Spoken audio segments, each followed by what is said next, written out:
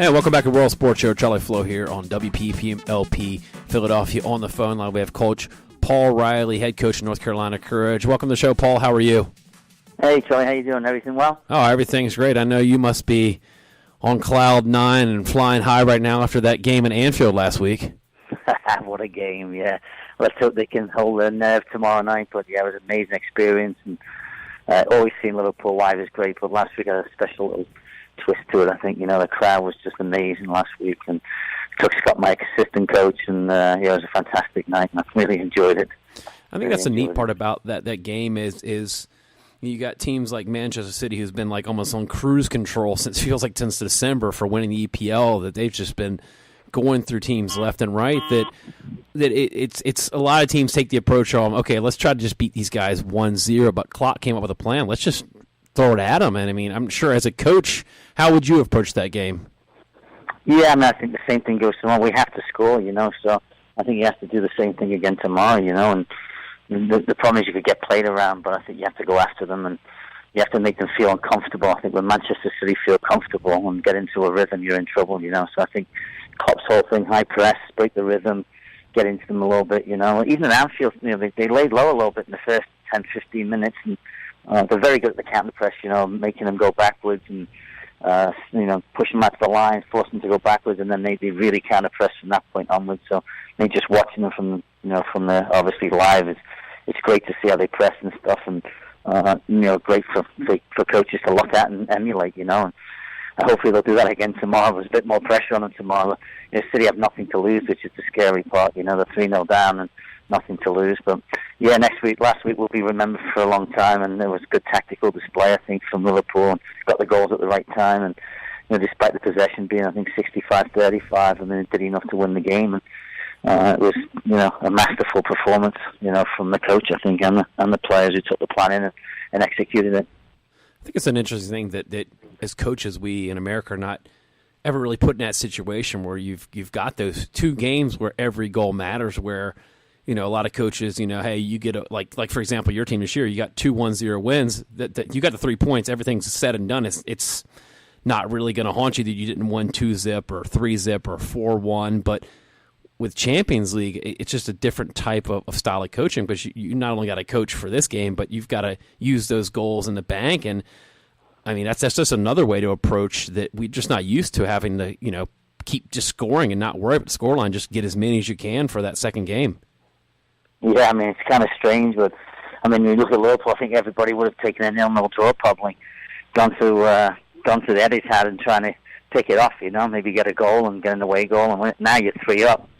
You wonder yourself, it couldn't have been any more perfect, but it still doesn't make you over the line, It doesn't get you over the line.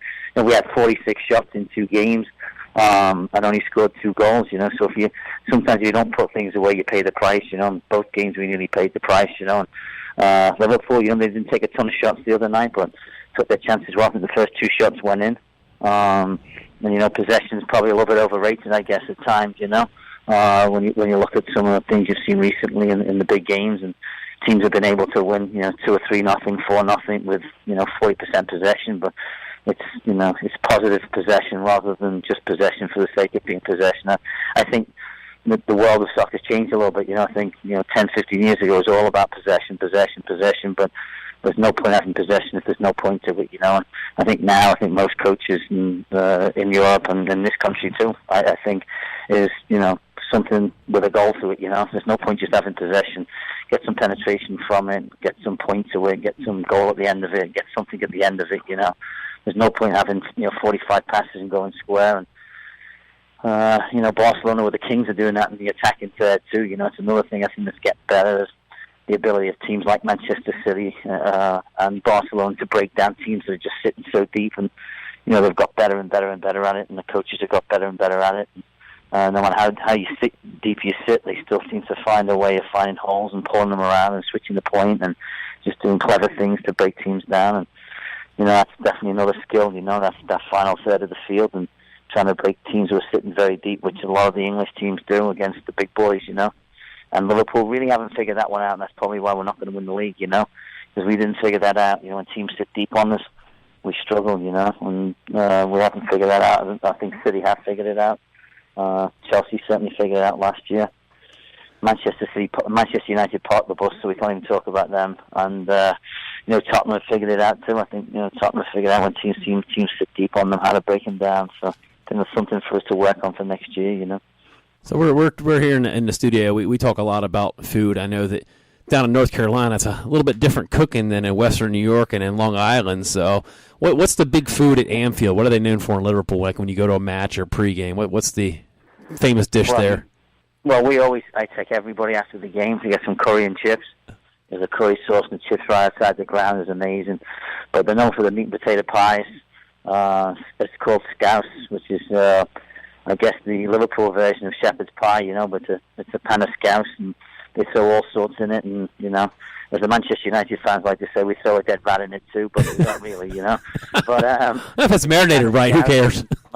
My mum used to make a great pan of scouse when we were kids, but yeah, around the ground you get some great foods, and inside the ground it's changed a lot. You've got elevators inside the ground now, and escalators, and all sorts of things that you'd never would have 20 years ago. And the new stand that the new owners, the Americans, built is very Americanized, and the bathrooms are spotless. And going to a ground experience now in Liverpool has changed a lot in the last 20 years, from when I was a kid.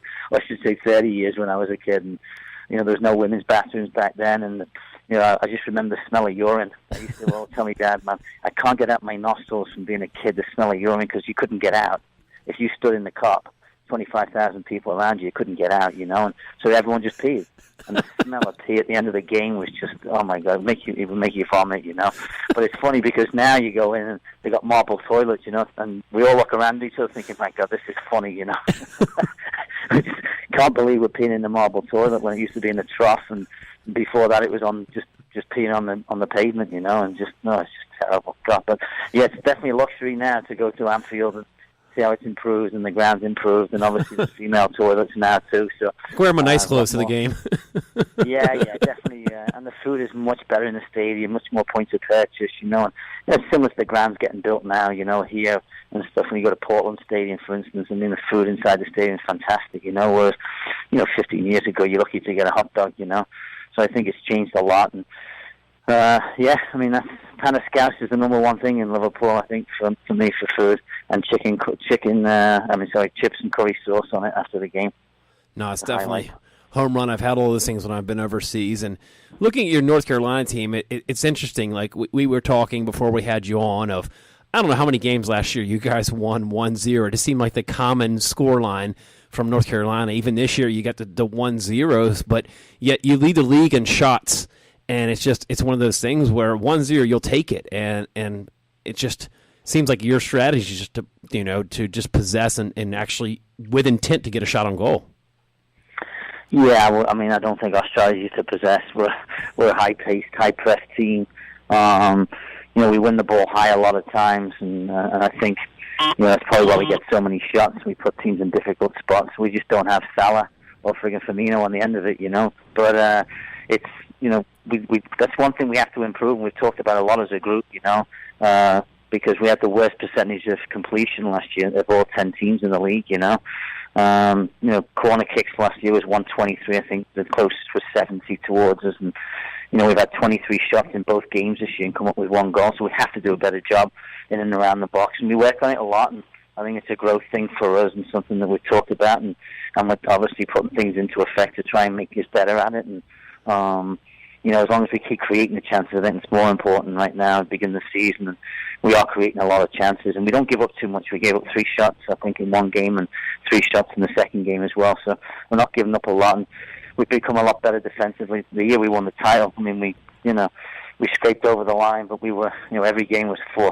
3-2. It was a wild shootout, and at that point, that we talked about last year, just getting better defensively and really working on that end of our game. I think we did a pretty good job of that. And obviously, we found a great combination in the middle of the back with the 2 Abbeys, Erzik and Dalkamper. And I think finding those 2 and settling those 2 into their roles was huge for us. And then we kind of built around that strength in the middle. And that's why I think we've become a bit better defensively. But I tell the defenders all the time, people say, well, you don't work on defense very much in practice. And I go, yeah, well, we work on the press every day. People just don't assume that's defending, As far as I'm concerned, it's the best form of defending. High up the field, furthest away from your goal. make it difficult for teams. And we work continually on the press in practice and talk about it a lot, and talk about areas where we can get teams into that we want them into. And we talk about the counter press, and getting the ball back as quickly as we possibly can and out the field, because we get up higher. Then I think it gives Crystal Dunn and Lynn Williams and Jess McDonald and Kristen Hamilton and Darian Jenkins and Davina and Sullivan. We're all clever and quick and sharp on the ball, and opportunity to be closer to goal when we win it, And that's really been our kind of defensive thing. Has really been on the press, and based around the press. And that's why I enjoy watching Liverpool. It was very similar press to Liverpool's press. We play a different formation, but it's very similar in terms of the press. And I think, it's a mentality to press, more so than anything physical. You got to have the mentality to press and keep going and counter press, and just to make sure you get the ball back. And we're pretty relentless on that. And obviously you got to be fit too to be able to do it, and especially in the heat in Houston in the summer. And this year will be in Utah, so it'll be a different environment for us. But that's a good part of this league. You grow every day. You play better, the best teams, and that's how these players have got better. When I look at Dalcamper and Jaylene Hinkle and Sam Newis and Lynn Williams and these players that can go on, I feel like they've improved so much over the last 2.5 years, and that's what we just keep trying to do, is trying to make them a little bit better each year. And the group's been together for 3 years now, so it's starting to, to really develop nicely, and hopefully they'll get better and better as we go. Yeah, and you got to acquire Crystal Dunn in the offseason. I mean, that's a big move. You get a player that gets to kind of come home and play in North Carolina again. Walk us through that process, how that all went down, and how you were able to acquire her. Yeah, I mean, obviously when Jimmy called and said that we'll be interested in Crystal Dunn, I nearly fell off my chair. And the next part was, how can we get this done? I called the club immediately, so we need to get this done, because she's a game changer. And she took Washington on her shoulders 2 years ago. And I mean, obviously she played in our club as a kid, so I know the family and her really well. I knew she was fit in from that side of it, so I wasn't worried about that. And it was just a matter of what we would have to give up to bring her in, and that was my biggest worry. And it took us a while to get over the line, to be honest with you. But Jimmy was patient with us, and I thank him for that. And it was tough losing Taylor Smith and Ashley Hatch. They're both fantastic players, and both young players who are going to have great futures with the national team and with their club team. And it was a really, really difficult thing. Probably two of the hardest phone calls I've ever made, to be honest with you. And they're both amazing people too. So we didn't hit the locker room with Crystal.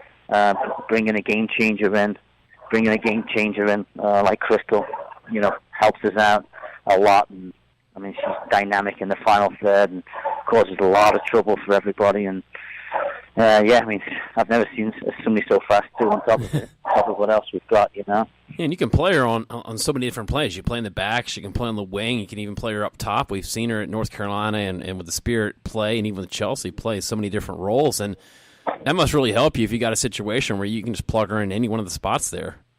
Yeah, I mean, she's, obviously we brought her in to play a little bit higher up the field, and that's really what we want to do. Obviously with Sammy not super available right now, Sam Newis, it's difficult to do that. But yes, I mean, she's great up front. She's very good in the midfield. She can play full-back. I mean, honestly, I think I'd play her anyway. She's just a terrific player. And they say that master of one position. Should she master one position? I don't know. Sometimes a jack of all trades can do well in every position. I feel like she's just one of those few players, and it just doesn't matter where she plays. She knows the game, and she's got some great qualities just about in every position, whether it's speed or ability on the ball, one-on-one ability. And that's one thing I felt we lacked last year, up front, the one-on-one ability to beat players and make your own chances. And I think she does a really good job of that, and that was something we wanted to add to the team. I felt we had to play players in last year. Lynn's better going in behind, Jess Mack's better going in behind, Ashley Hatch better going in behind, I think she's given us a little bit of a different look, so we can get her underneath, get on the ball, and she tends to start running that year. And, I think it makes the other team drop back a little bit, and, it's good for us, This could be a good test for us this year, because I think a lot of teams are going to come and defend against us and make it difficult for us. And, we were just talking before about Liverpool haven't figured it out, and, it's going to be a job for us to figure out as the season goes along, how to break back lines in, because I'm sure they'll come very deep. And Sky Blue, 2 weeks ago, played with a back four the width of the penalty box, and then fullbacks never came forward, and it was almost a back six at times, So I think we're going to see that a lot this year, and we're going to have to be creative. And if we get, we got 14 corner kicks, I think, in the game. We have to have to keep that amount of corner kicks, if they're going to go defend that deep. And, but that's something we worked on. We'll keep working on it. And, it's going to be, I think a lot of our games this year will be tight games. I think it's a good league this year, without Boston in it. All their players have gone out and made everybody stronger. And there's a lot of good rosters in the league. So it's going to be a tough league this year for sure. You have an interesting schedule the way it starts out. You started out with 2 home games. You get the international break, and you're right back at home against Seattle, who's only played 1 game. It's just a very interesting the way the schedule panned out for you guys to start out with those, 3, games at home. First, you got the 2 wins. I mean, how big is that to just keep winning at home? Because you're eventually going to have to hop on the road. Yeah, we go to Washington this weekend. We actually have Washington away this weekend. I looked at the schedule wrong. Apologize. Yeah, it's okay. Now then we come home to Seattle on Wednesday, right. And then we have Utah at home again. So I think 6 of the first 8 are at home. I think some of it's because Portland were changing the stadium. Some of it was because the weather in a lot of the places. North Carolina weather's been pretty cold so far too, but I think it's better than playing in New Jersey or places like that. So I think they've tried to hold the colder places up, like Chicago and New Jersey and stuff. So it's great for us. I mean, I don't mind being home early in the season. And gives us a good basis. Last year we ran out 4-0 at the starting gate, which was good for us. And I think you're never at full at your best early in the season. So it's just trying to improve the performance every week and little by little trying to get where you want to get. Both from attacking and defensive perspective. And really, I think it's sometimes a little bit easier to do that at home. And we've got a great crowd base at home, so I think it's exciting to be able to play in front of them and get better. And so far so good at home. Then we put on 2 decent displays at home, and now it's nice to go on the road, I think, and have one on the road. That's always good for, I think, the team to be on the road a little bit and, get together. And we played Washington a couple of weeks back in preseason, so it was a good game. They're a good side this year. So, yeah, it's a good challenge for us. And then get back home and play 2 games. It's obviously this time of year to play 3 games in 7 days could be tricky. And, Utah comes in fresh. They don't play midweek, so... there's some good challenges coming up, that's for sure, in the next week or so. It's just getting everybody else healthy, like Sam Ewis, and getting them back on the field. He's a big help to us, obviously, and we want to try and do that as fast as possible. I want to thank you, Paul, for calling in the show, and appreciate your time, and wish you the best luck in this season, and keep doing what you're doing down there, and we'll talk to you soon. Sounds good. Thanks, Charlie. All the best to everybody. All right, thank you. Thanks very much. Bye-bye. That was Coach Paul Riley, head coach of the North Carolina Courage. Thank you for watching a World Sports Show production. For more info, go to worldsportsshow.com.